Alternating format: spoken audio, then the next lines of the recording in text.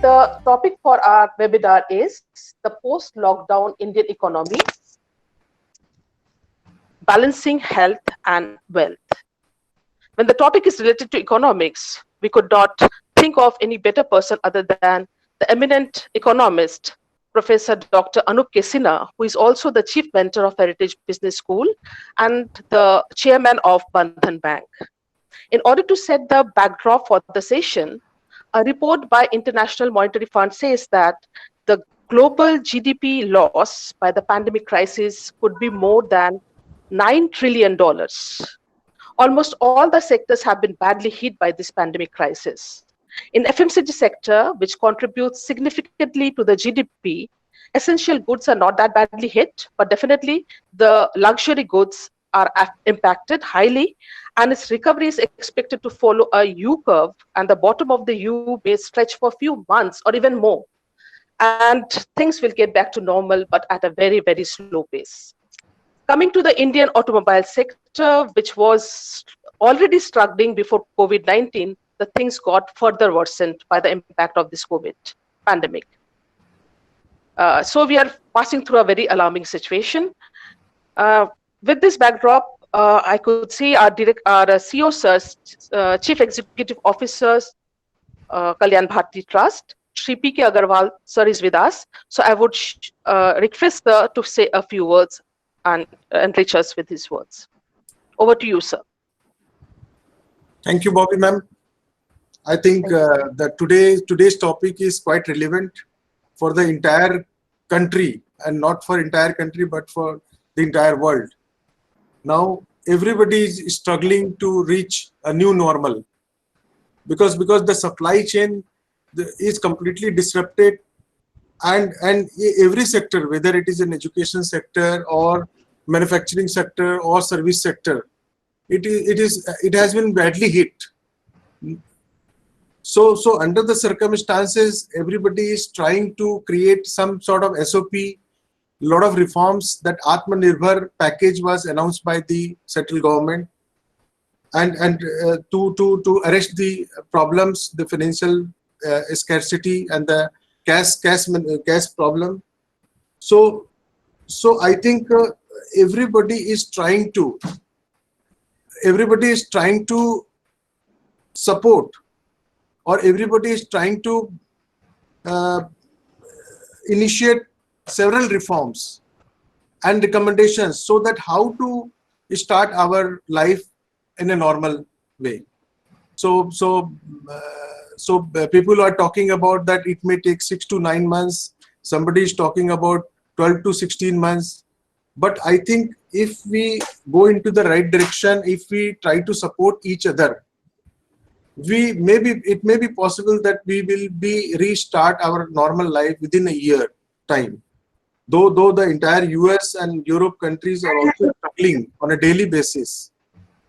I think we have got a very right speaker, Dr. Sinha, who is also associated with Bandhan Bank and day-to-day affairs of the RBI Bank, and I think let us hear from him what are his thought processes and whatever he accumulated, because he is interacting on a daily basis with a lot of people. So let us hear from him that how to reach to a new normal. So thank you very much, and let us hear from this speaker. Over to you. Thank you, Pradeep ji. I'll just give we say the cliche that Professor Anup Sinha needs no introduction, but still I think it will be my duty to formally have a profile reading for him. As we know, he's presently the chairman of Bandhan Bank and the chief mentor also of Heritage Business School. He was a professor of economics at IIM Calcutta from 1991 to 2016. He's an alum of Presidency College, University of Rochester, and University of Southern California, where he did his PhD. He has visiting appointments at ISI, Presidency University, University of Southern California, Washington University, and Kyoto University, Japan, to name a few. He has served 3 terms in the Board of Governors of IIM Calcutta and the Dean of IIM Calcutta for 3 years. He has also been in the Board of NABARD and LIC, For 2 years, he received the Best Faculty Award from the alumni of IIM Calcutta, and 3 years as the most popular teacher by the students of IIM Calcutta. He also writes his regular columnist for the Telegraph. I was also thinking that just as a prelude to what before we invite the keynote speaker, as we know, the Indian economy is today the world's 5th largest by nominal GDP, with more than $3 trillion, and it's also the 3rd largest in terms of PPP GDP at $12 trillion. However, India's per capita income remains very low. The Indian economy's strength lies in the high savings rates, favorable demographics, rising middle class, and limited dependence on global factors. As Dr. Bobby was telling, that basically we have a very large automotive industry, which was slowing down even before COVID, and it might have serious implications now that we have complete lockdown for the last 2 months. Our telecom industry is all the world's fastest growing and also is the 2nd largest. The IT and pharma industry also are very large by even the global standards. The backdrop was that even before COVID, the world economy was slowing down. There was some trade contraction, and the Indian economy is also slowing down. After liberalization in 1991, India was growing at a very fast pace, but the last 5-6 quarters, India was really slow. And the COVID, now we are predicting maybe a negative growth rate or 0% growth rate. The RBI, I think, we'll leave it to Dr. Sinha to say, but by what we understand, the RBI has done a fairly good job in terms of the monetary stimulus. But when it comes to fiscal stimulus, I think people are expecting much more from the government, because the unemployment is remaining extremely high at about, I think it's one of the highest in the last 45 years. And there's a growing inequality among the upper and lower income group category. Now, the topic is very relevant because, it is about balancing health and wealth. If you want to kickstart the economy, the ideal thing would be to just bring it back to the normal condition. But as we know, India has now reported about 225,000 cases, and we're adding approximately 10,000 cases per day. That means we'll add 1 lakh cases. If you go like this, we'll add 1 lakh cases in another 10 days only. The good news part of it is that the recovery rate is very high, and that gives us something. As our CEO was telling us that the government initially gave a package, and then again it announced a 20 lakh crore package in the name of what they call an Atmanirbhar package, basically. So while that is true, but we also see the heart-wrenching photos of the migrant workers and the high unemployment concerns all of us. So at the one end, we have a very low healthcare budget. That's why our hospitals, government hospitals, are hardly prepared to face this kind of a situation. So at the one end, we want to kickstart the economy. At the one end, life is also very important. So basically, we want a welfare kind of state. And there are examples of Vietnam and South Korea, to name a few countries who have done extremely well. So now it is up to our expert speaker today for the day, Dr. Anup Sinha sir, who will tell us how exactly do we balance the health and wealth. I will request the participants to put up the questions in the chat boxes, and we'll try to take up the questions after Dr. Sinha's presentation. Over to you, Dr. Sinha. Thank you very much, Professor Bobby Bose, Mr. Pradeep Agarwal, and Professor Jain Mukherjee, the director of HBS. I would also like to say a very good evening to all of you, the listeners, and particularly my students from HBS. And I will be directing what I want to say particularly to you so that you can have a better understanding. We are living, as everybody has said, in a very challenging time. It's very complicated. Change is evolving almost every day. And the biggest thing about the pandemic is we don't know when and how it will end. So there could be a second wave. We are now gradually opening up. There are more people moving around than what it was a month ago. And also, as somebody mentioned, we cannot hold the economy completely locked out for an indefinite amount of time.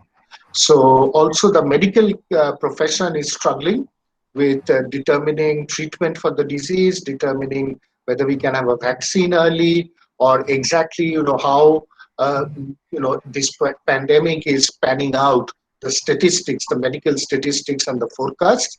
There are all kinds of debates whether we needed a lockdown or we did not need a lockdown or not. In the context of the debate, I'm not a medical professional, but I want to point out one thing of the challenges, the times that we live in, and how it is different from, say, the 19th and the 20th centuries. Previously, we had an idea about science giving us exact answers. Science was precise knowledge, exact knowledge. That is what we were taught. And when it came to social economic policies, there would be ideological differences. You and I could differ on what is the best path forward, etc. There could be ethical issues. Our belief systems would come into play and all. Now, as the world is becoming more complex, more interconnected, there is a great deal, there's a sort of a order of magnitude burst in the information and data that we have. Science is presenting a more fuzzy picture. There's so much of information. The debate within the scientific community is much more acute. So two doctors may be telling us completely different things about how to control the pandemic. All right. And they will say we are basing ourselves on data. Data about the pandemic is anyway very limited. Whereas if we are trying to control the social, economic, political implications of this kind of pandemic, etc., we need a very unified kind of a decision that we must have. We can't have differences. We can't fight climate change, for instance, in a different way in USA compared to India, because these problems affect all of us. So now social science has to be more exact in what it prescribes, and the scientists will keeping on giving us fuzzy kind of data. There's a huge amount of data. I'm not saying science is bogus at all. All I'm saying is that there is an overwhelming amount of data with which scientists struggle, and there will be differences of opinion amongst them. So given this understanding, some sort of philosophers are talking about this in terms of post-normal science. So this is a new normal science, you might say, that science itself is fuzzy, whereas social science has to be much more exact and precise if we are to deal with some of the everyday challenges humanity will be facing. The second thing I want to talk about in terms of the pandemic is, I will be focusing mainly on India, but I want to just sort of draw your attention to one thing, that the pandemic, the disease, let us say, its impact is going to be different in different society amongst different people. Some people are more vulnerable, some will die, some will probably not even notice they've had COVID. Countries, the impact will be different. And so will the economic impact. The economic impact of this pandemic will not be exactly the same across the world. Different countries, given their structure of the economy, their inherent strengths and weaknesses, will face it differently. For instance, if you take the lockdown, just take one example. I'm not going into whether the lockdown was necessary or not. I'm assuming that the medical profession triggered it on some evidence. All right. But say a Western European country, when it comes out of a severe lockdown or during the lockdown, there could be unemployment, but they have a very good social security system. So nobody is likely to die of hunger. All right. So your social security check will come in.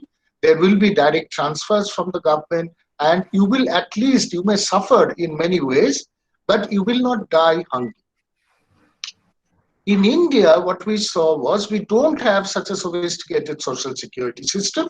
We are doing a little better than compared to 10, 15 years ago, but we still are not as developed in terms of social safety nets as the Western countries. So therefore, when we had the lockdown and there was this large amount of unemployment, and casual workers and informal sector workers, what we are calling the migrant workers, They were going back to their villages out of sheer panic, not having a job, not having income, not a good place to stay.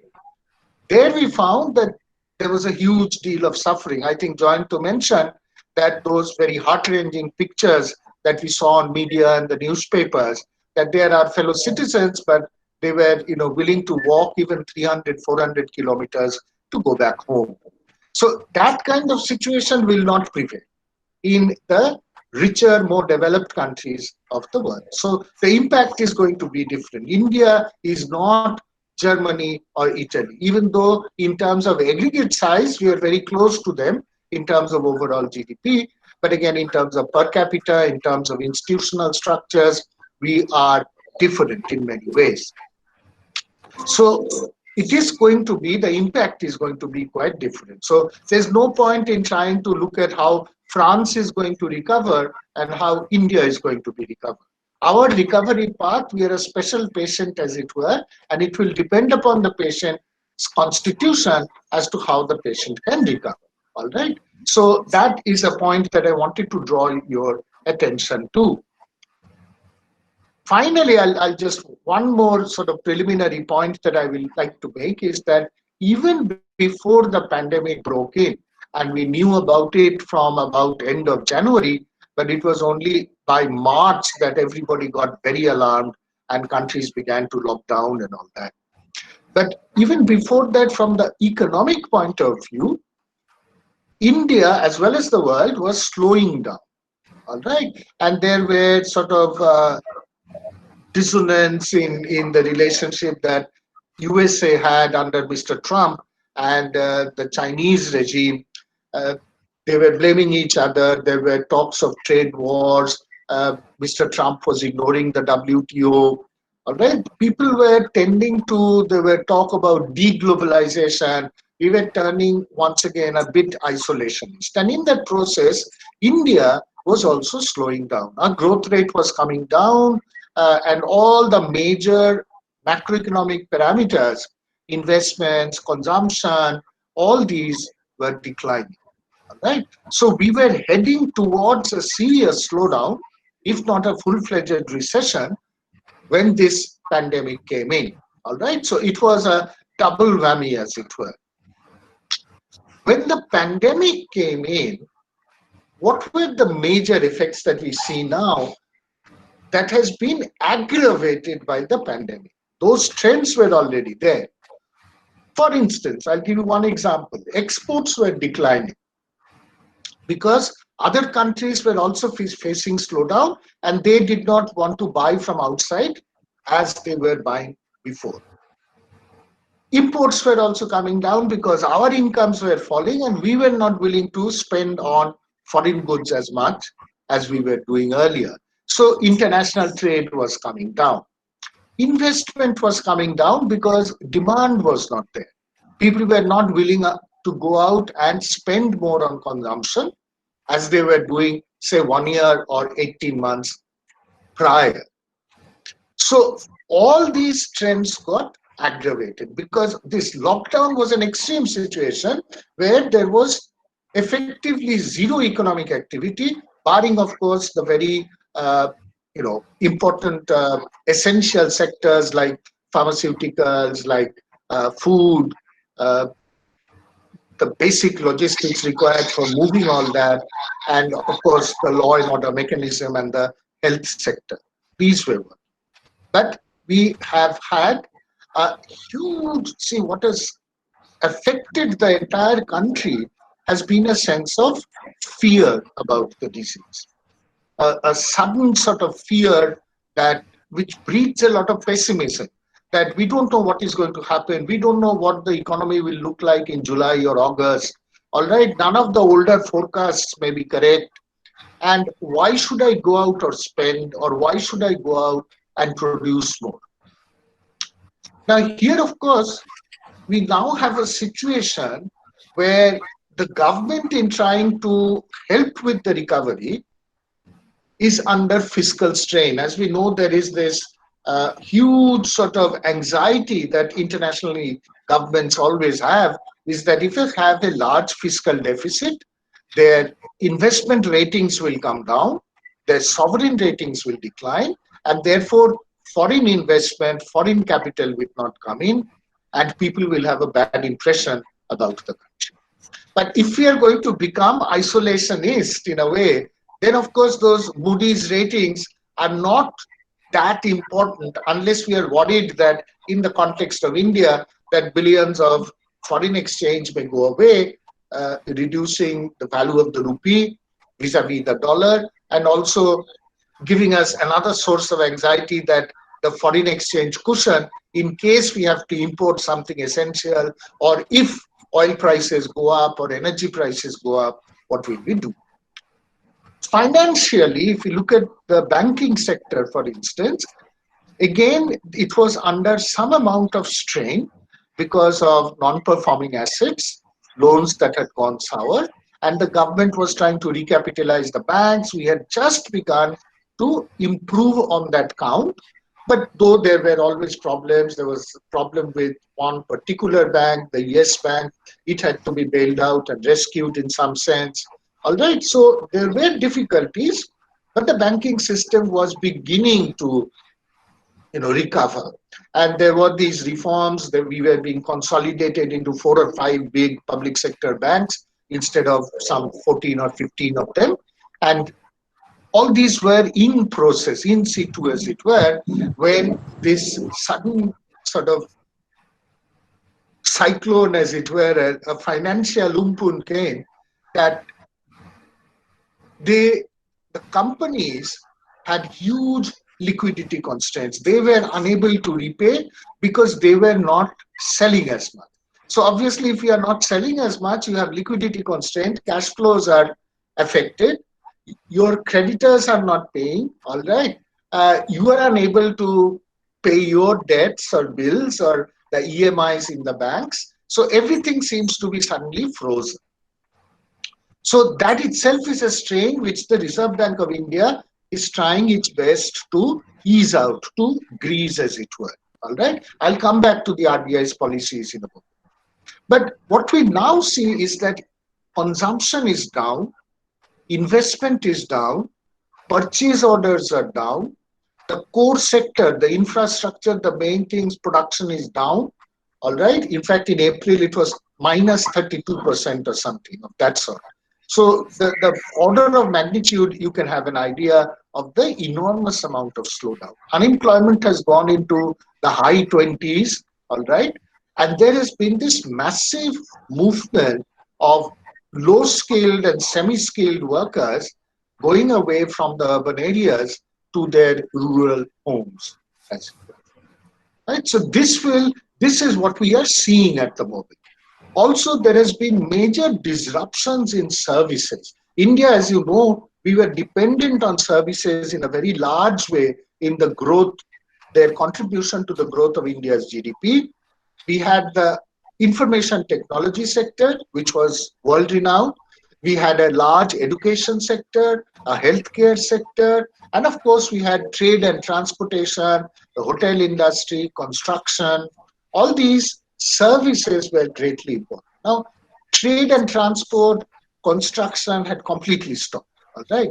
ITES was again having a great deal of difficulty, and I've been talking to the IT people. Many of the big companies are saying that orders are being cancelled, consulting orders. Say, for instance, I was talking to a very close friend of mine, much younger than I am, was working for one of the big IT giants. She was telling me that there has been an enormous amount of cancellations of airline companies which had asked for IT support, the back offices, etc. Hotel industry, they were cancelling orders. They don't have customers, they don't have clients. So IT has been affected badly. Education, as we all know, has been disrupted badly. We don't know what the intake will be when the new academic calendar, at least for 1 year, everything is disrupted. Healthcare is also disrupted.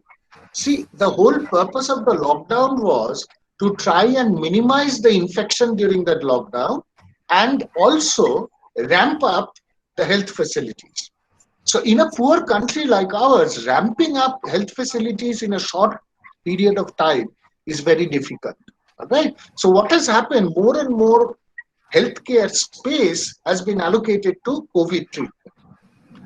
Then what has happened? So you have less space for non-COVID patients, and what problem has occurred is that people are very afraid, including doctors, of treating or going for treatment for non-COVID cases.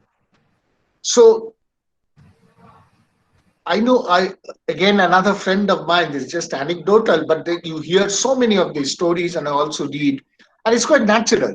You try to avoid going to the hospital or to the doctor as much as possible at this moment, not because you're afraid of the doctor or treatment, you're afraid that you might get COVID.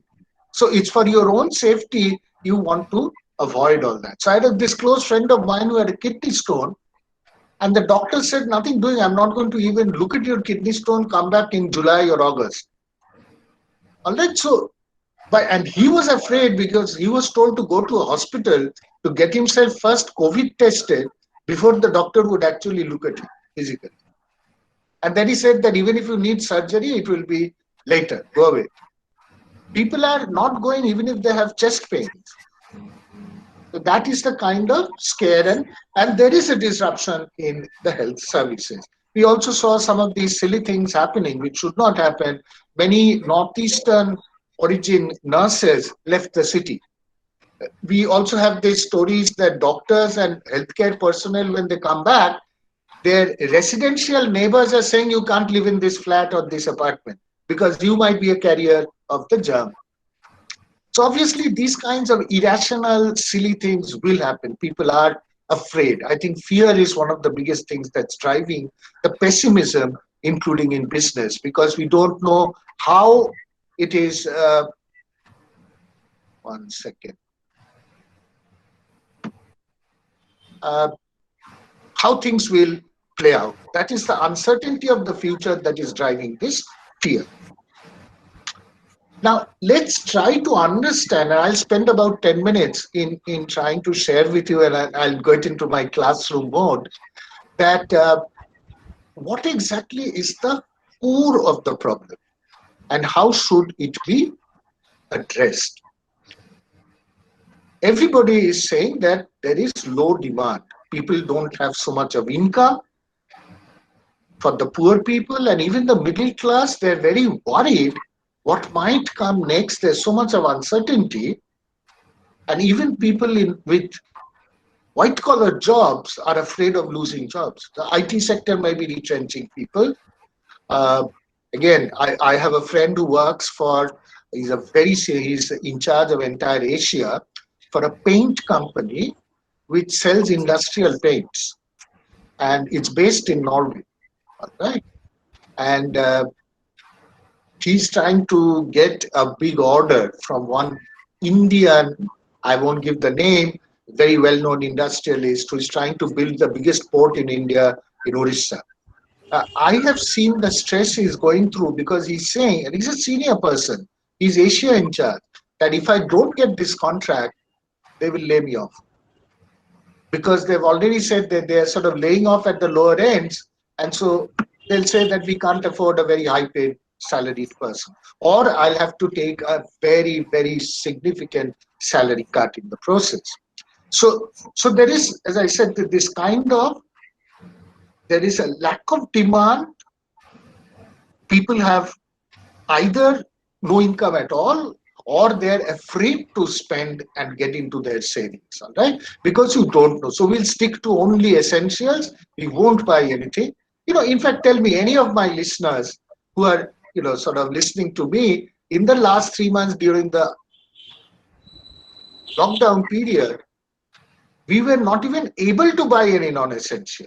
All right. It's only now we are able to order something non-essential through the internet connect, the virtual mode. But even then, who's buying now? We are only buying what is absolutely necessary: food, medicines, all right, and some household equipment that you may need. Very, very, your bathroom light has gone, so obviously you need to replace that. Something of that sort. You're not spending. And of course, you can't go to a hotel, you can't go for a vacation, all those kinds of things. I don't think ladies are buying saris, or the malls are closed. So there is a demand crunch. If you are a producer, you are not producing because there is nobody to buy your stuff, except for very narrow sectors, particular pharmaceutical companies and food, maybe food processing, people who are getting processed food, as well as sort of big traders who are dealing with everyday items of food. All right. So Amul can be doing good business for milk and butter and cheese during this time. But if you are into cosmetics, nobody is going to buy your cosmetics. All right. So supply has been affected. As Pradeep ji was saying, the supply chain has also been. Where does it go? Transportation is affected. How do you get it to your store? The entire logistics, transportation, people who will help you carry, people who will help you move those from the coolie to the logistics manager, they are not there. So what do you do? The supply and demand are both down. Okay, so what do we do about it? So in my opinion, the best way is to start by ensuring that demand is picked up. Because only when the producer or the investor sees that there is some market demand coming up, there are a few orders coming up, etc., that they will start producing. Then if they are starved of working capital, or if they find demand is booming, they want capital expenditure loans, etc., they will go to the bank and they will take loans. Otherwise, why will they take loans normally? Okay? They will not take loans, and anyway they're not having workers if they find that they're not going to be able to sell. So if you're running a sari shop, why will you take a loan, say as working capital, when you know nobody is coming to buy your saris? Would you actually re-employ all the weavers, get more money for buying raw materials, etc.? It doesn't make sense. Once that happens, we have supply coming up. And that is when the Reserve Bank of India, as the central bank, along with the commercial banks, would have to play a very significant role in pushing through that liquidity, making that available at reasonably low.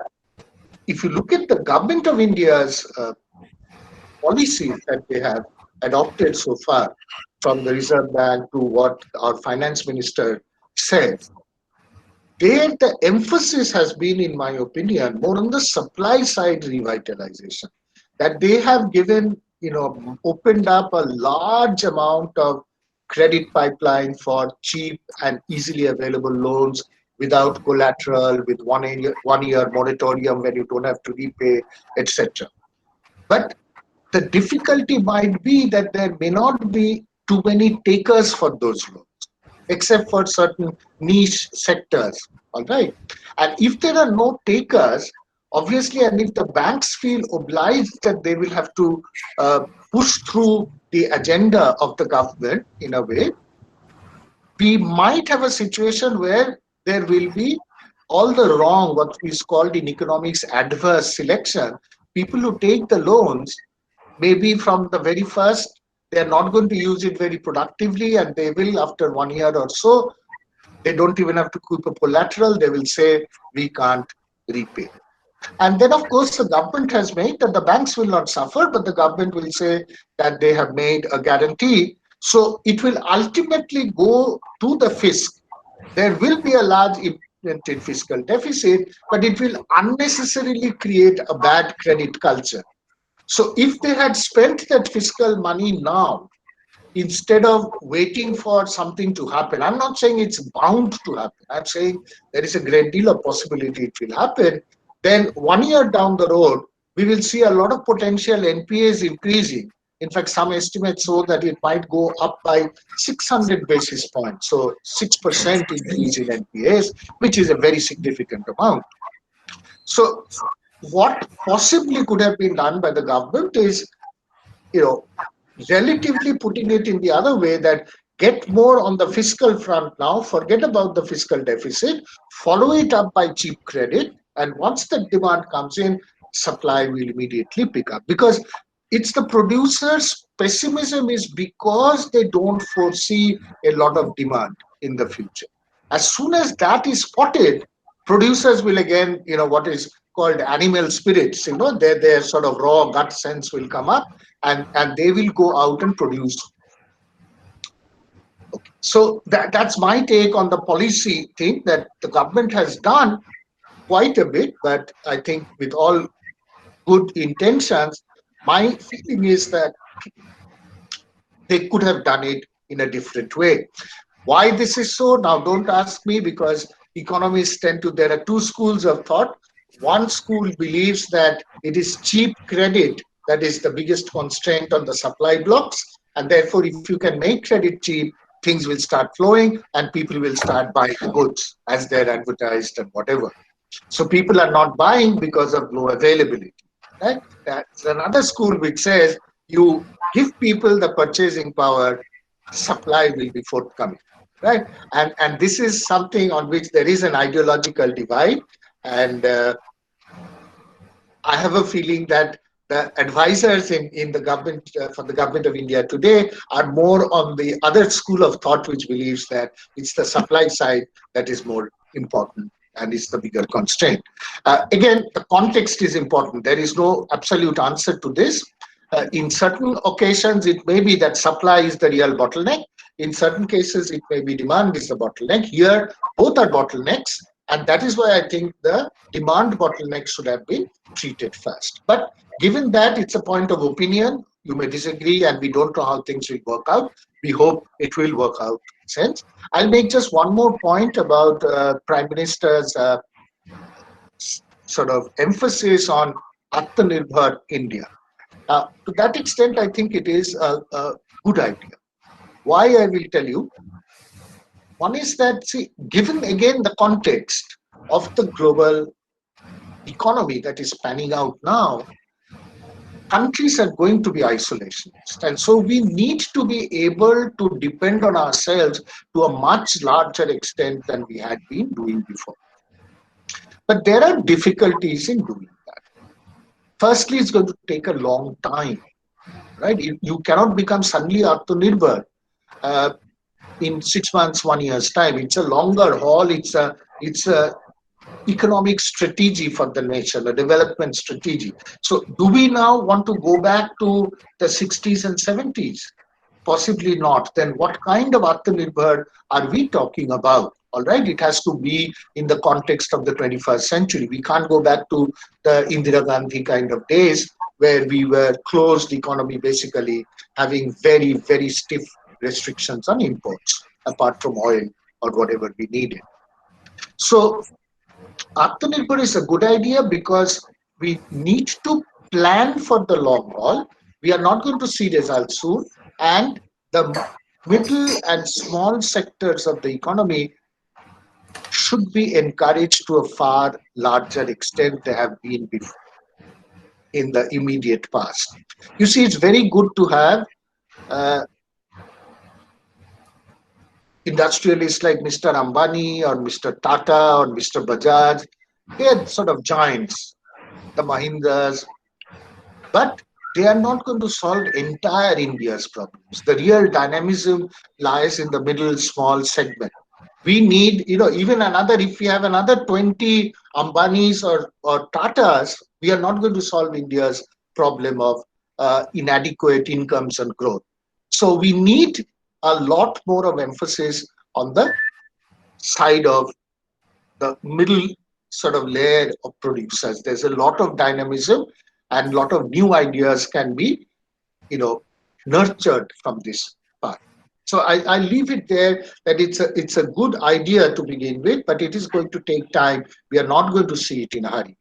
For instance, I'll give you just one example. Suppose this means that we stop imports of cell phones from China.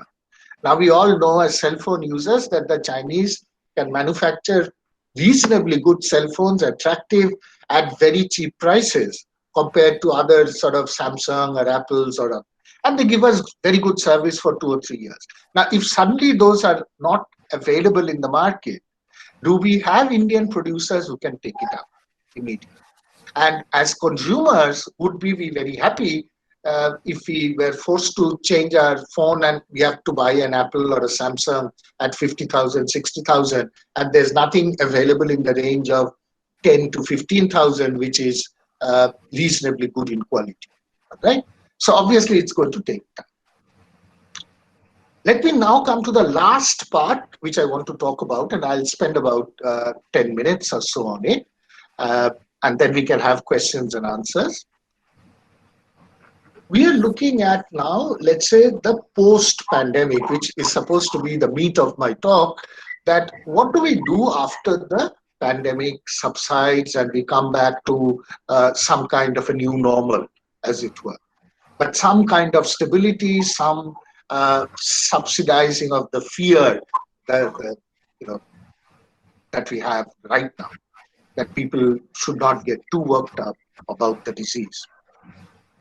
We don't know. The biggest uncertainty is we don't know when that will happen. That can take another 3-4 months. It can take another 6 months. It can take even up to a year, because we don't know whether the second set of things will come up or not. Let me talk about what can, even when that happens, and can we plan for it? Can we have a strategy that whenever the pandemic subsides or we begin to get what is called herd immunity, all right, and the new cases begin to become less and less and we learn to live with it in some sense, what should be the economic strategy forward? And I will share with you some 3 or 4 observations where I think there is a lot of opportunity for India in repositioning itself, as I would say, in the global economy. The first thing I would like you to take a look at is, let's go back to the migrant laborers. Migrant workers have gone away at the moment from the work that they used to do in the urban areas, the cities, and they've gone back to their rural homes. All right? It has been a painful journey, and my understanding is that they're unlikely to come back in a hurry, at least during the next 6 months or 8 months or so. So at least definitely, normally they go back home during the harvest season in November. So it's unlikely they will come back before January, February, etc. There are some who will come back because they can be very hard pressed in the rural areas. And some of the builders, you will read in the newspapers, that particularly in the construction industry where certain projects are already half done, the developers are sort of enticing them with higher wages. They're saying, we'll give you an airline ticket or an air-conditioned class ticket to travel and come back and finish the work for us. But many other projects which have not taken off the ground will not happen in a hurry. So 2 things will happen. One is, in the rural sector, there will be more people who are remaining back who will share the food that is produced. And I'm assuming that the monsoons will be normal as predicted, and there is no major outbreak of the disease in the rural areas. Now, the second is a big question mark, because these people have gone. We don't know how many of them are carriers, what will be the spread of infection, etc. Next 1 month or so will tell us what that. But even then that is happening, the amount of food produced, say if it is 100%, and suppose the internal consumption was 50%, and the remaining half went out to the market at large for people like you and me who did not produce food, now there will be less coming into the market, right? And therefore there is a possibility that food prices will rise, particularly to entice, support prices will rise, and also at the market level, vegetables, fruits, dairy products may become more expensive. So food inflation is something we need to keep in mind. On the industrial front, what is likely to happen is that, and this is where, if you are a shrewd entrepreneur, all right, and you are looking really forward and you have some amount of confidence in what you're trying to do, you will find that there is a shortage of workers. You will also note that workers can be a bit of a problem if some of these crises, global crises come up, and suddenly they leave you and there's a lockdown and all these kinds of hassles. And maybe now the government will force you to increase labor costs because you have to pay for health insurance, better facilities, whatever. You may want to get out of labor as fast as possible and as fast as possible. And which means you're going to go in for automation. I'm not talking about very sophisticated automation, right? I'm talking about automation which is reasonably cheap, which is labor substituting, and you will use this opportunity of getting loans, etc., from the banking system. Even though your demand is down, you will refurnish your shop, as it were. So you will change the design of your shop floor, your factory, the way you process, so that you require minimum low skill and unskilled workers in the process. So that is one opportunity where we can improve productivity, we can improve quality of the goods that we produce. But there is a cost, because it is happening at the suffering of the low end of society, because there the poorest of the poor are remaining unemployed. So unemployment is not going to come down in a hurry, and that is where government has to do something to some kind of expanded Manrega or some universal basic income, that it has to look after those people, not only just give them a dole, as it were, but use them productively in increasing the productivity of agriculture if they're going back to the rural sector. That will be a big challenge. I don't have easy answers for that. But on the industrial front, this is something that can be done. The other two things I will mention in terms of positive strategies, this is the time, I think, for the government with private partnerships to go in for massive investments in some kind of a planned way, not randomly, in education and in healthcare. These are areas, these two service areas are going to make us extremely self-reliant in a way. Health is obvious. We need more doctors, we need more hospitals, we need more medical research laboratories, all right, to feed the pharmaceutical industries, all right, that we have. And some of our firms are really very big, right? They're globally known. In education, we have this huge amount of talent, all right, the demographic dividend you call, the knowledge. It's always, I was very impressed and proud in a way that, I've been following this COVID debates amongst doctors to the best of my knowledge, and I keep checking that with my doctor friends whether I've understood it right. Almost everywhere, whenever you're talking to an expert, say on YouTube, the person who comes is of Indian origin. All right, the epidemiologist, I can immediately name 7-8 people globally who are at the forefront of the knowledge about COVID and what needs to be done, who are of Indian origin. Now, see, what we need to invest in, and this is going to be the future. If we say we are going to become like China, I think that is a wrong strategy to adopt. That is past. We have to look at the future. And the future is lying in intangible investments. The future of income generating investments is not going to be brick and mortar, is not going to be having hard manufacturing in a way. Manufacturing is important, technology is important, but it is the realm of ideas, the generation of ideas, that is going to give us the claims to future income, right? So both in education and healthcare, not only should we begin with access at the primary education and at the basic healthcare level, at the panchayat level, but we have to work that right up to the highest level of research and development. And if we can do that, it will create that scientific temper, and I think our ability to fend for ourselves, because we will be telling the world then that this is what you might do to produce medicines, to produce some other technology applications, etc. And we have that potential in a way. So In fact, I was reading an interesting book which is called Capitalism Without Capital. And we already know that we are looking at capitalism without labor in the next 30, 40 years with the arrival of robotics and artificial intelligence and all that. So what is likely, a potential path is that we get into these intangible investments. Many of them are not even sort of valued well. All right, we still don't know as an economist how to put a market value on certain kinds of research that is done.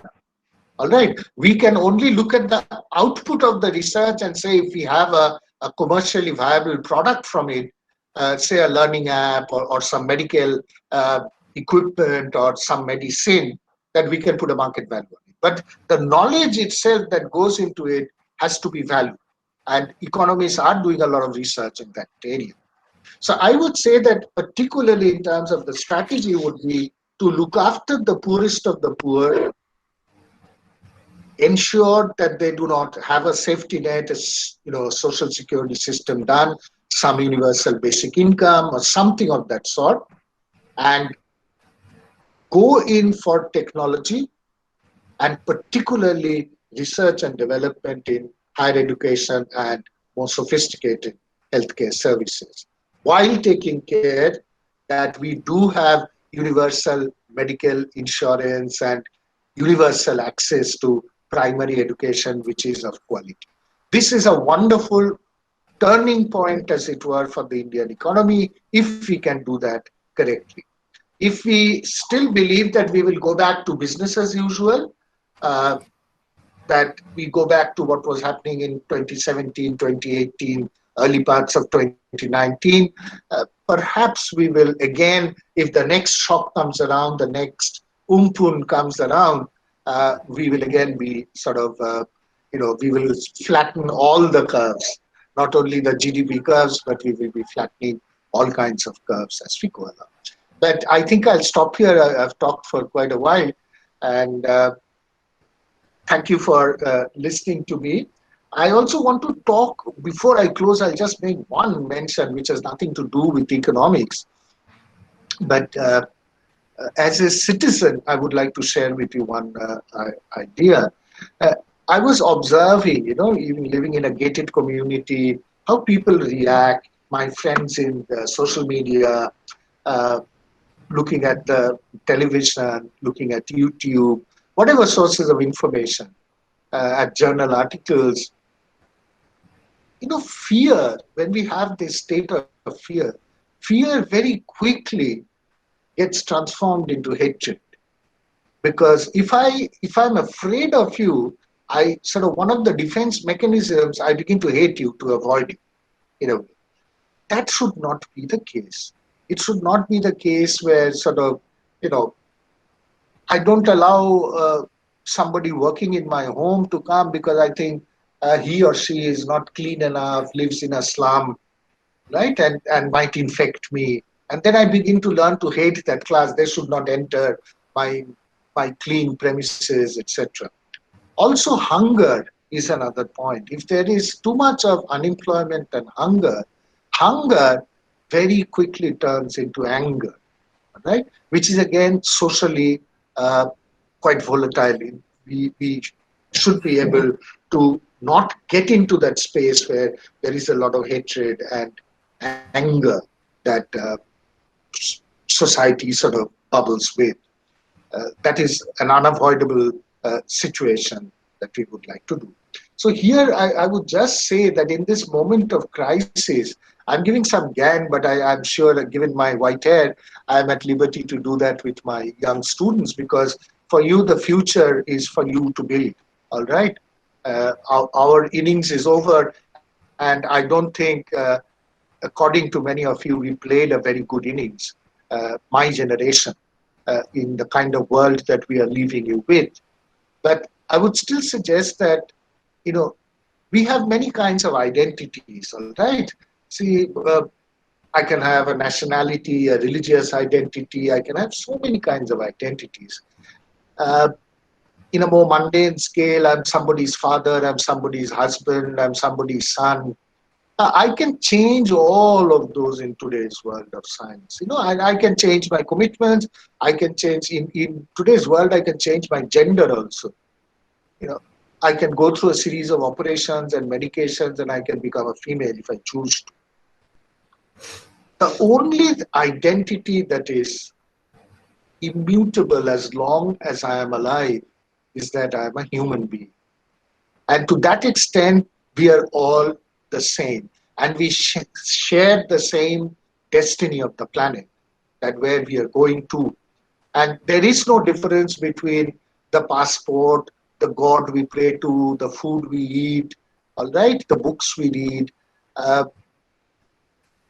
the club that I support for football, all right. These are, which party do I vote for? These are all minor issues that we can learn to tolerate. So in this moment of crisis, if we can learn to be human beings and become tolerant of diversity, understand each other's anxieties and fears, we will become a richer species in a way. And in that way, wealth would be much more. It's intangible. We cannot measure that wealth, but I think health and wealth in these two senses would make a society really proud of itself if we can attain that. It's not by the number of pizzas that we can eat, or the number of Mercedes Benz we can ride, or the number of trips we can take to Switzerland, but it is this, our feeling of caring and sharing with one another and being healthy, and wellness is going to be the biggest challenge that your generation is going to face. I think I'll stop here. I've given enough of GAN also to my students, and I'll be very, very happy to take as many questions as I can, given the time that Namrata and Suhasini, who are managing all this, will give me. Before we take the question of the session, since Professor K.K. Chaudhary is here, who is the advisor of the Heritage Group of Institutions, Sure. so Professor K.K. Chaudhary would like to hear from you, please. Hello? Yes, please. Hello, can you hear me? Yes, we can. After hearing my good old friend, nothing to speak on that. So I have learned a lot. I'm an admirer of his speech for a long time. But the question comes to everyone, I think, that the point of life and livelihood. That is the main good question. And we all know that there is job loss, there is salary cuts, there is low demand, there are uncertainties.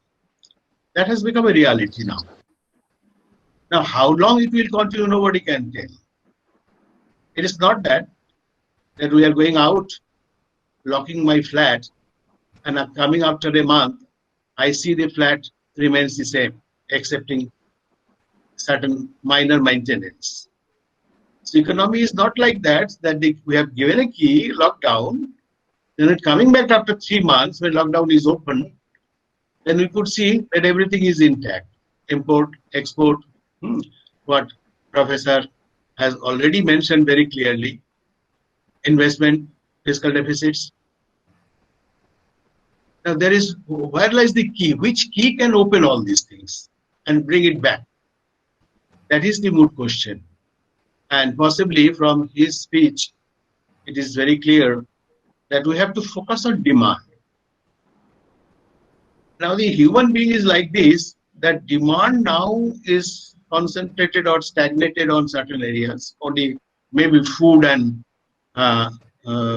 medicine. So no luxury items. But look at the people who have the purchase power. One is the bottom of the pyramid and the purchase power category. Now, how long the wants, demands, and desires will remain in their pockets? Certainly after some time, and after some time can be after a week, after a month, after 6 months. So they're bound to exercise their wants and desires. That means demand will bound to increase, maybe slowly. And simultaneously, you will see the supply will follow.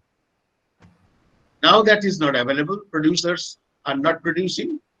Now, as soon as demand will pick up, automatically they will start producing. Now the question is, how long? Nobody can answer. Nobody can answer. And as Professor has already mentioned, self-reliance. It is not a word that can be used, but ultimately you can see how we can make it. It's a long-run process. Long-run process. 70 years have passed. So to what extent we have been able to achieve it. Now the promise might be good, but we have to see that how to make it. But I am optimist, and I'm sure that we will overcome, maybe within a year or maybe less. Let us wait for that, and we'll wait for another lecture from Professor Sinha to enrich our knowledge base. So as a layman, so these are few points as I have observed from his great speech today. Thank you. Thank you. Thank you, Professor Chaudhary. I'm going to go to a set of questions. First question I'm going to say is from Dr. Nirmal Chandra Roy. He's from the University of Burdwan. He is asking to you, Professor Sinha, that as you talked about the impact of COVID-19 on the educational sector, he wants to know from you, what's the future of management education in India and the campus?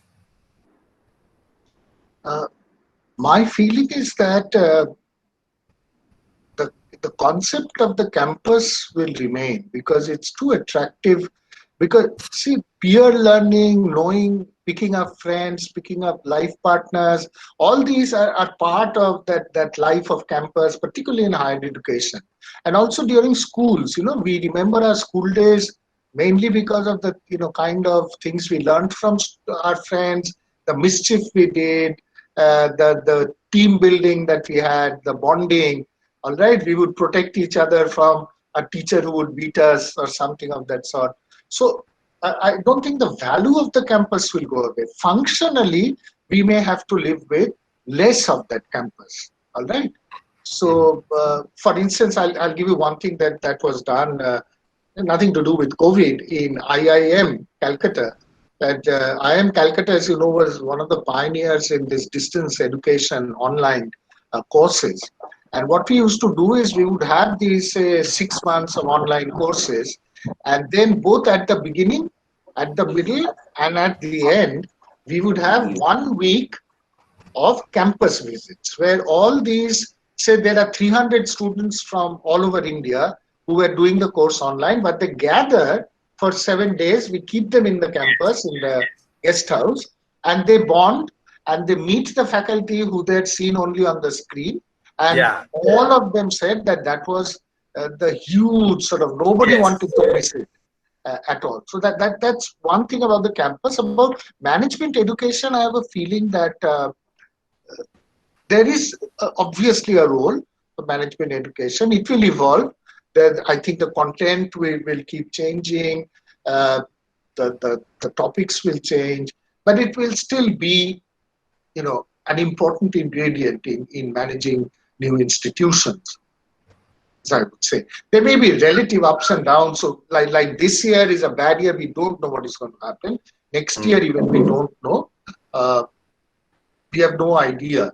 All right, there are students who have been admitted into American and European universities from this fall, which means from September. They have no idea what they're going to do because they don't know when they'll get their visas, when the aeroplanes will come up, the flights will be going, whether those universities will be open, whether they will have online classes or not. There's a huge amount of uncertainty. But management education, I see no reason why management education will go away. It will evolve, certainly. Yes, we agree with you. So there is one other very interesting question. Sir, one thing I want to tell you, we're very happy to know that we had nearly 200 people attending this. That's a record. And lots of people outside the Heritage Group have registered. So that's a very good news. So we have a question from Dr. Rupam Mukherjee, who is from the University of Burdwan. He's asking that, sir, how this pandemic is going to affect the agrarian sector and agri-value chain of the economy? See, there are a couple of uncertainties there. One is that since there have been a lot of influx of people from the cities, who it's part of the extended family, they're going back to their family and neighbors in a way. If there is a big, second wave of infections that come in with it, and lives are lost because they're poor and the immediate health facilities are in many places inadequate, there could be a negative effect on productivity this year. All right, so that is one worry that I have. I keeping my fingers crossed that it does not happen. I'm praying that could affect agrarian in a bad way. The second is government has taken certain steps, for instance, those micro food processing, also having more possibilities, more mandates for Narega. If that can be imaginatively used in a way, this is where I think a lot of help is needed. For instance, these people may not have entrepreneurial ideas for a startup. They've never done that. Even if it's thinking about running a small kirana shop, they have never done that before. They were Rajmistris working in construction. So I think the banking sector has a role to play. In fact, I was telling people at the Bandhan Bank that maybe we should think of a whole bucket of bankable projects, small startups in a way, conventional startups, but ideas which are contextualized, which can be done there. A area where there are a lot of fruit trees available, can we have some kind of mini orchards that can be funded, that can be done. So in whatever way we can mobilize the dynamic energy, these people can work very hard. There's no doubt about it. Somebody who can, walk 500 kilometers to go home, their physical resilience is absolutely amazing, right? So they are willing to work if they get ideas. So there is a potential there, but I think the only negative impact that I worry about is that I hope there is no second wave of infection where in this case it will be a damaging kind of proposition. Right. I'm very happy that Shrodindu Ghosh, who's our alumni of Heritage Business School, he now works with Aditya Birla Group and he has joined today. And he is wanting to know from you, sir, that though COVID-19 has surely been a huge blow, do you think, sir, it lead to a deflation, and what will be the measures we should take then? See, at the moment, we are not seeing any deflation. Okay.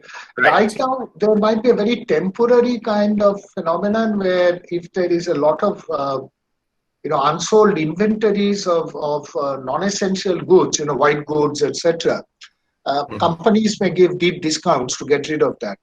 But in terms of essentials and food, or even if you go to clothing or not, there's not going to be any deflationary trends that I think will happen.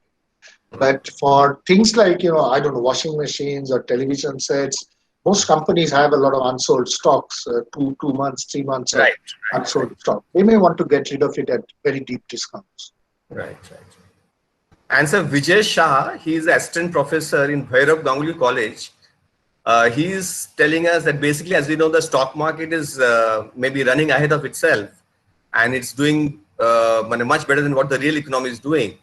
And what strategies, he says, should the investors take to protect themselves in the long run? Okay. Protecting themselves in the long run, I have no clue. I cannot answer that question because nobody knows how things are going to work out. But in terms of strategy, see, one thing which is routinely done is that when the market is generally doing well, you try to hold long positions. If it is down, you hold short positions, you expect the market to go down. And they're the general sort of finance literature that gives you certain advices to do. But I'll share with you just one thing that you must have heard of Warren Buffett, Yes. very famous investor. Warren Buffett was asked after the 2008 global financial crisis that what are you going to do? What is your strategy? He said, I believe in America because Right. despite all these problems, America has not lost its intelligence, its farmlands and its factories, and it will pick up. But when he was asked this time, after this lockdown started, I think sometime in the middle of May, he said, I don't know what this. He said, I'm not buying any shares. I think he said he's sitting on something like $137 billion or whatever, some uncountable thing to me. But he's not buying any shares because he is not sure who is going to survive 2-3 years from now and who will not. So according to him, this uncertainty is more deep than what happened in 2008. But why do you think that the share market is, going much ahead of the real economy, and both global markets and Indian markets seem to be really doing too well? I am see, very often it has been found that share markets and the real economy performance go in different directions. In particular, before things phase out in a way. Here, I think it's a little bit more of panic sort of buying that is doing this. That in the sense that let me hold on to the pharma, let me hold on to the bank share, let me hold on to something, all right? But even beating that is the price of gold. So many people are moving on to gold that are moving away from stocks and shares into gold. And mutual funds are also buying a little bit to sort of prop themselves up because they worry that if they start selling out and prices go down and net asset values go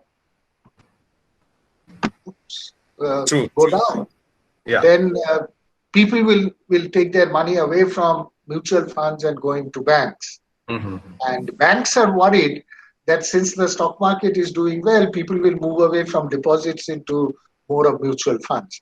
But mutual funds also in turn park their money in banks. But the stock market behaves in very strange ways. And in this crisis, I think the best thing to do is, try and track what is happening in the real economy, the fundamentals, than what is happening in the share market. But by and large, the share market has been one thing you must have known. It's been very volatile.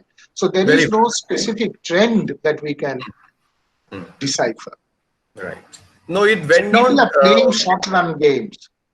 It went down very substantially till about third week of March, and then has picked up momentum.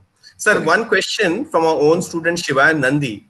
He is saying that the government talks of direct money transfer to the poor, but is it working or more needs to be done? Okay, no, it is working to the extent, see, we are much better off in terms of this kinds of transfers than we were, say, 5-10 years ago.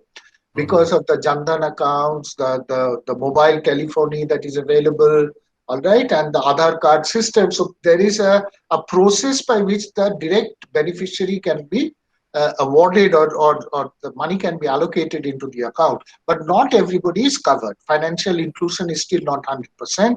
It's much better than what it was there. So coverage is not 100%. So some people are being left out. And the second thing is some people are saying that the money transfer, the quantum, is not enough. There should be more on a monthly basis for the next 3-4 months or so, a little bit more. Right. I don't know the veracity of it, but there's some of you, since we are talking from Kolkata and Bengal, that there are stories in the newspaper that the West Bengal government has put in 20,000 rupees to the Umpun hit families, particularly of North and South 24 Parganas, as a direct transfer into their accounts. So that's a substantial amount than a one-time 1,200 rupees or 500 rupees kind of a transfer. Okay. And sir, Vishwanath Kindu, our student, he's also like concerned like me. And he's saying that, sir, that inequality of income and wealth is increasing too much in India. Though India has progressed, as we mentioned, that India is now the third largest in terms of BPP, but the inequality has grown a lot in terms of income. And so is there a solution to that, sir? Again, see, this is a global phenomenon that has been happening, and particularly in terms of technological developments, the firms, the big sort of firms which control large shares of the market, oligopolies. I would say the only way out is that, as I said, see, once the medium and the small sector is given a boost and it starts to grow, and it's given a conscious strategic boost by policymakers, then that will reduce the inequalities to some extent. We also have to have some kind of universal basic income or a social security net at the bottom. In the middle, we need to have this, the middle sector coming up. And at the top, we possibly, I'm going to sound very, very politically incorrect, but we need to have more taxes so that the tax GDP ratio goes up a little bit. But the government was very much against it. As you know, some revenue officers have suggested that they were hauled up for. Yes, I know. COVID tax, yeah. Correct. So Dr. Bobby Basu is asking that you have been talking of automation rightly, because that will lead to better productivity, but it will also lead to, as you have mentioned, lead to more unemployment. So will it not lead to more hunger and anger? She's asking. Sir. No, I'm saying that's it. That's why I said I was always saying it has to be done simultaneously. There will be some people who will use this opportunity to be less reliant on physical labor. And they will do it. And, automation is not that expensive anymore. All right. You look at these drones that come out. In this pandemic, I know of at least 3 friends of mine, none of them living in Kolkata, but who were all college professors. So they are not very rich people, at least according to college professors, though I think in Indian standards, we are very rich. They have in this pandemic period, all have bought robots which sweep the floors and clean the house. Right.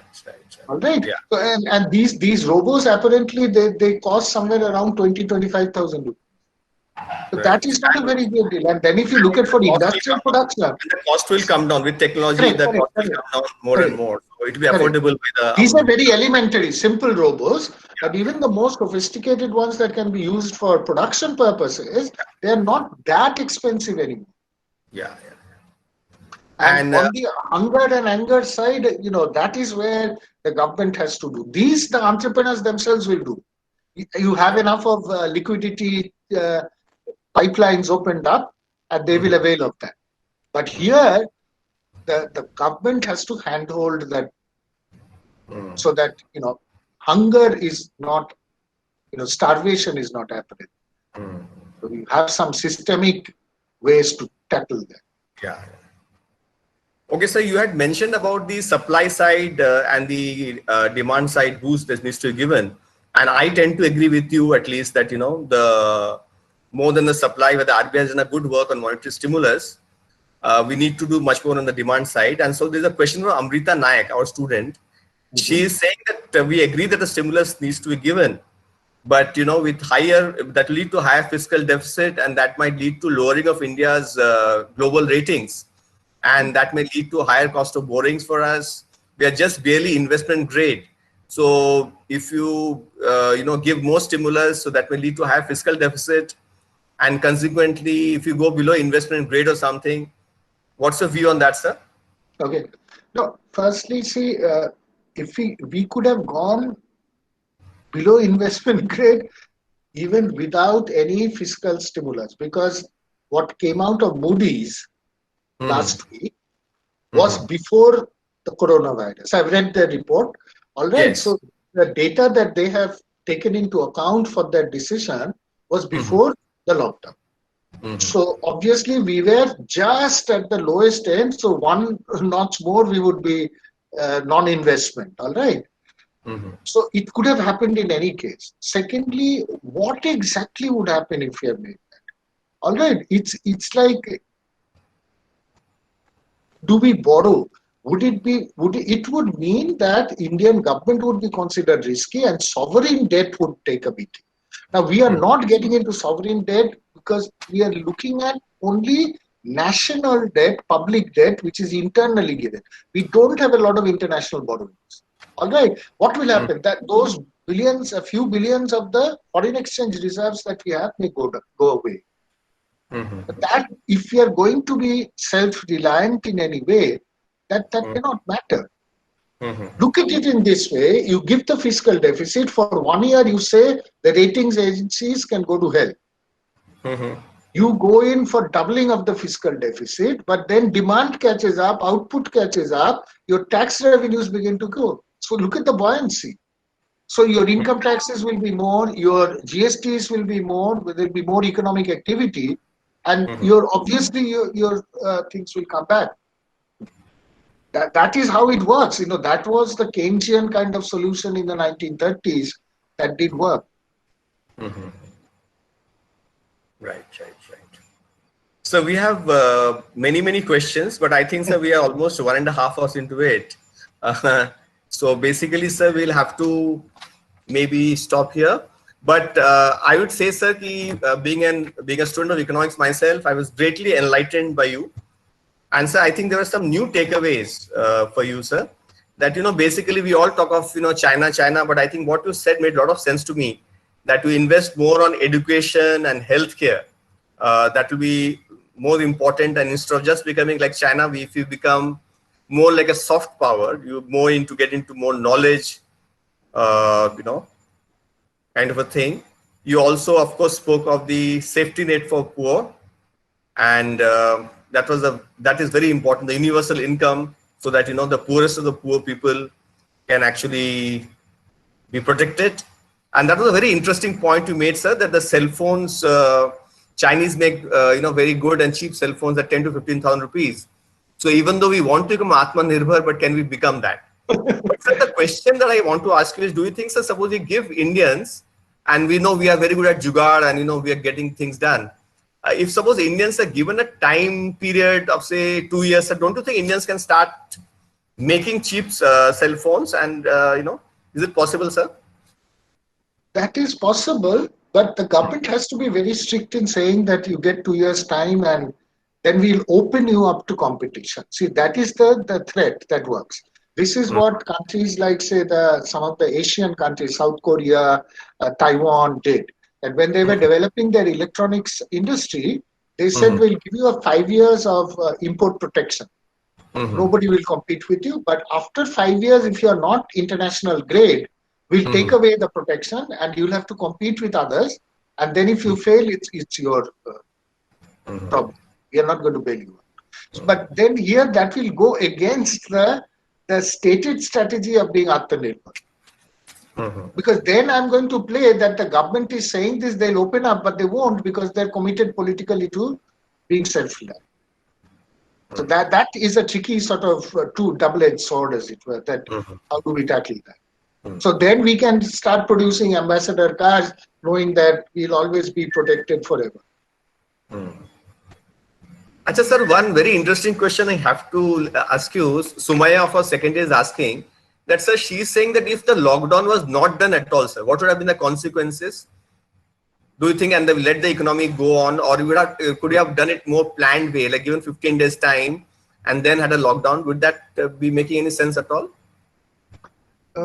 It's very counterfactual in a way, but what I have gathered, I'm not an epidemiological expert at all, so I shouldn't be opening my mouth, but I'll share with you whatever I've read. I may be wrong.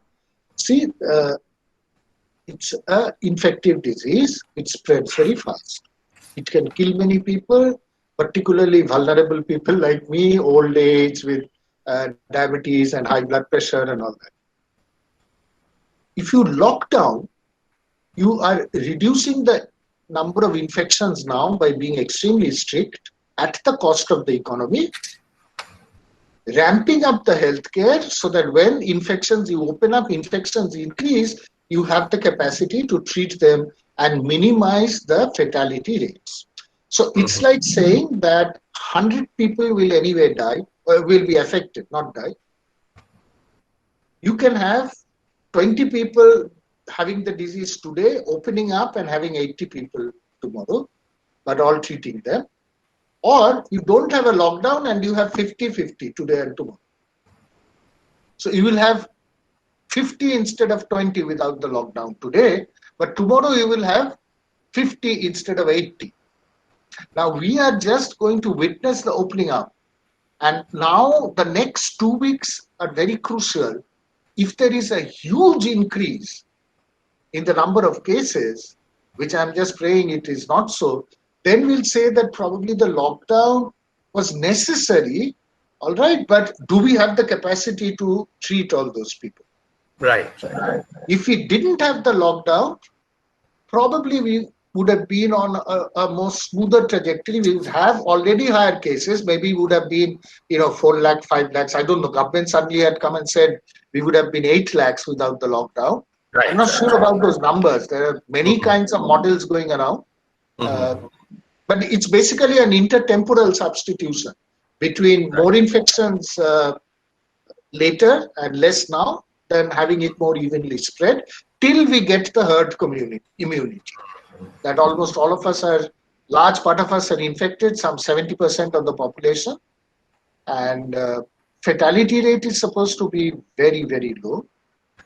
Yes. Many epidemiologists are saying that if you are less than 60 years old and you don't have any of those diabetes or asthma or anything, then the chances of you dying from COVID is less than the chances of you dying in a road accident coming back home from work. Right. True. So it's only the old people like me who are in the higher category, but even there it is somewhere around 3.5%. Yes, it is less than 3.5%. So I think, sir, we are indeed a very difficult situation. And as Professor K.K. Chaudhary said, that we'll have to keep balancing between life and livelihood. So as you're saying, let us also pray that we don't have any further waves of infection, no major waves come. And the recovery rate is pretty high and fatality rate is low.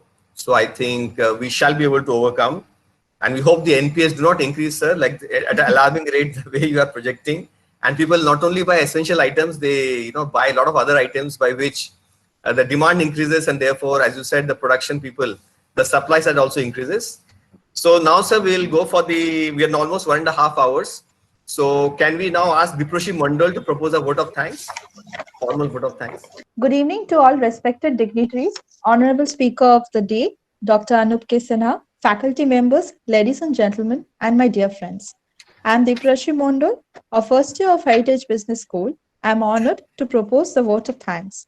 At the outset, I would like to thank Dr. Anup K. Sinha for the lucid and enriching speech. I am sure it has been a very good learning session for all of us. I would like to thank Shri P.K. Agarwal, Chief Executive Officer, Kalyan Bharati Trust, for his inspiring words, Shri Probir Roy, Director, Kalyan Bharati Trust, for encouraging us at Heritage Business School. We are thankful to our Director, Sir, Dr. Jain Mukhopadhyay, for moderating the entire session. We are thankful to Dr. K.K. Chaudhary, Advisor, Heritage Business School, for his valuable words. I would like to thank Dr. Bobby Basu for introducing us to the topic and for her support. A heartfelt thank goes to all the faculty and staff members of Heritage Business School and also to Mrs. Suhasini Chaudhary, Coordinator, Industrial Relations, for their support.